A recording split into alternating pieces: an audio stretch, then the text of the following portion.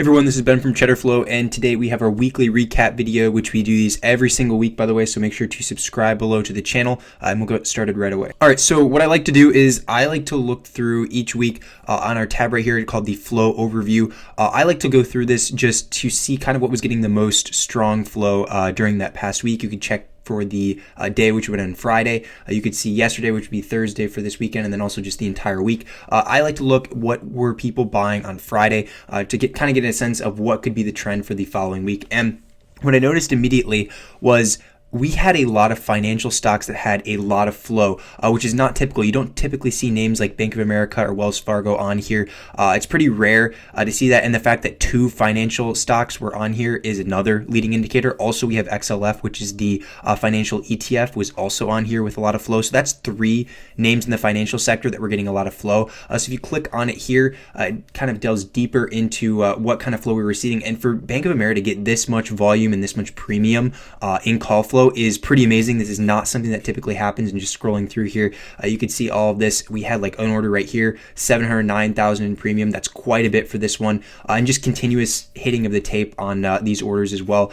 So very bullish to see that on Bank of America. Same exact thing with Wells Fargo. We have some pretty big prints like this one right here, 1.2 million for a 60 call. This is far out of the money for June. So these banks are getting a lot of money into them right now. And if we look at the charts here, you can see kind of why. We had this breakout to all-time highs from this past week, and actually the weekly candle also closed above here. But this level right here of 48.69 was the previous all-time high, and we crushed right through that with a lot of strength and some very good volume to support the last few days.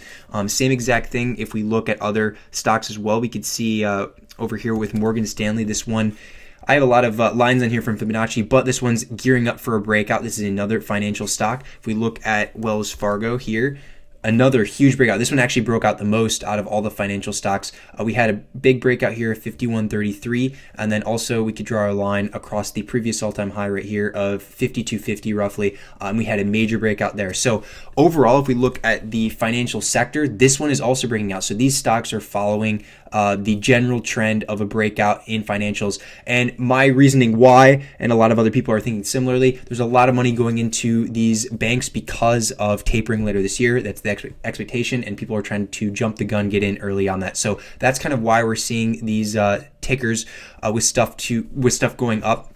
And I like to see the strength on them here. I actually think right now the most potential for this sector is Morgan Stanley. So I have Fibonacci here, which I'll hide for a second. But basically, I think this one has the most potential because this final resistance, it is yet to break yet. The other ones didn't have as much resistance as they broke over the all-time highs, but this one is still below previous all-time highs of this level of 105.89. So I actually think once this green trend line breaks, we'll test this, and then we have a very good potential to continue up much higher. So I like this play the most in terms of potential reward, because remember, Bank of America already broke out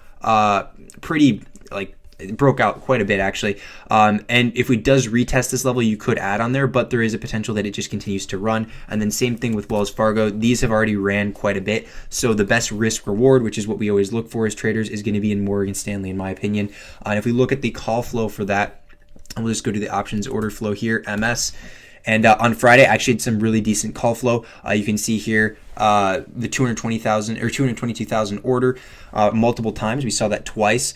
This one for 105 strike, which was out of the money, and this one for 95 strike. And just throughout the week as well, it has seen a lot of strength. So if we go back here and look roughly to Wednesday, just a lot of green. You can see on the side here, a lot of call flow coming in, and this is a very nice print to see, 1.1 million for 105 strikes. So that was far out of the money. So I like to see all of this, the fact that the sector is bullish for financials, and then also that the ticker itself is bullish, plus the chart looks like it could be ready for a breakout. So that's why I wanted to go over Morgan Stanley today. All right, for this next ticker here, it is going to be Lucid, so LCID. And this one actually broke out, if you can see on the chart here, broke out on Friday with some decent volume as well. However, just based on my trading experience, I actually am not convinced yet of this breakout. A lot of people are starting to get bullish on this one again, think it can continue up to that 50 level, which would act as a resistance. However, I do not think so, and that is because of this really hard rejected double top up here. So it was rejected off of this 55 to 57 level very hard.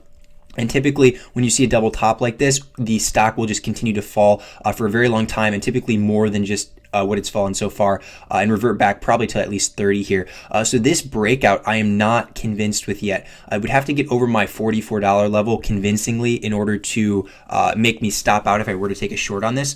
But what I'm going to be looking at this week before I take a short is if the flow is actually going to be more bearish. So obviously, because Friday we did break out, it's going to be more bullish with that breakout. We saw a lot of green on here as well. The premium was not insane, first of all, and also the call strikes were not super far out of the money for some of these. Like this one was 22.5. That's pretty deep in the money.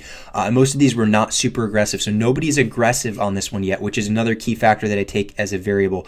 Just these kind of sweeps that we see right here, like all of these that were highlighted, these are basically just day trades. Maybe people just holding overnight for a day or two. You can see with that expiration, this is just the following week expiration. So people are just betting on it intraday. So that kind of will skew the numbers up here for the ratio of 62% to 38%.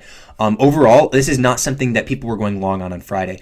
Is there potential in the future that they could go long? Yes. However, as of now, I am still bearish on this one, and the more it goes up, the more I will consider taking a short on it. This green line here is everything. If the daily breaks below this green line, then that means that the breakout was a fake out, and we will continue down, and that's where I might add my short position.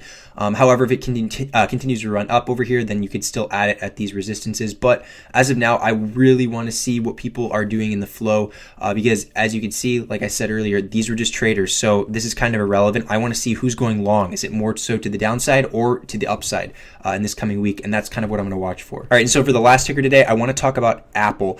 This one has been having very mixed flow lately. You can see here it says 68% to 32%. However, those numbers may be a bit skewed if you look a little bit deeper, just because a lot of people have been trading this. And also we've seen some very deep in the money calls being bought with like further expiration. I don't like to use these as much for my trading just because I'm trading more so the short term. So stuff with pretty far expiration, I don't like to count as much just in all my variables. You can see these other ones here, 130s for next year. So they did have some pretty heavy premium. However, that's not really as relevant to me right now just because of how far in the money they are and then also how far the expiration is. If we look at the chart though, this is a very bearish chart at the moment for short term. The fact we broke below my green line here shows me that there's a very good potential we will revert back to 164 or 165. However, there is a potential this week we actually retest this line that I have here, which would mean we go up to 160 or 176 or 177. So there's a very good potential that we actually trade up here and then it rejects off of that and we fall down to this. So taking a short in the middle of the range is not very smart, not good risk reward. So I'm going to wait and see what happens. If I miss out on it, then I miss out on it. Plenty of other plays to do in the market, but if we do get it to go up here, I would take a short off of the retest here while making sure that there's also a lot of non-aggressive call buys and then also maybe people going long on puts because the call side can also tell us a lot about taking a short just because if people are not aggressive, kind of like we've seen lately, a lot of 170s, only occasionally seeing 180s, but 172s and 170s have been the strike of choice lately for Apple.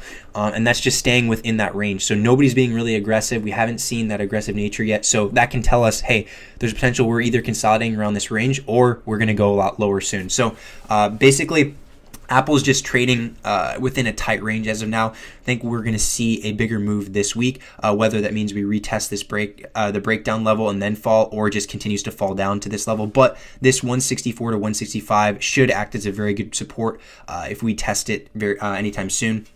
And just overall, looking at that flow, like I said before, is going to give us a good sense of what could happen. But overall, thank you for watching the video today. Hopefully, this will be a very profitable week for all of us, and I will see you guys in the next video.